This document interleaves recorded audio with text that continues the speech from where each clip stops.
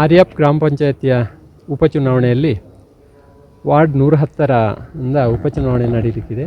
ಅದರಲ್ಲಿ ಮೀಸಲಾತಿಯಾಗಿ ಹಿಂದುಳಿದ ವರ್ಗ ಎ, ಅದಕ್ಕೆ ನಮ್ಮ ಅಭ್ಯರ್ಥಿಯಾಗಿ 𝐺 ಪ್ರಭು ಒಳ್ಳೆ ಕೃಷಿಕರು ಮತ್ತು ಒಬ್ಬ ಸಾಮಾಜಿಕ ಕಾರ್ಯಕರ್ತರನ್ನು ನಾವು ಪಕ್ಷದ ಬೆಂಬಲಿತ ಅಭ್ಯರ್ಥಿಯಾಗಿ ನಾವು ನಿಲ್ಲಿಸ್ತಾ ಇದ್ದೇವೆ.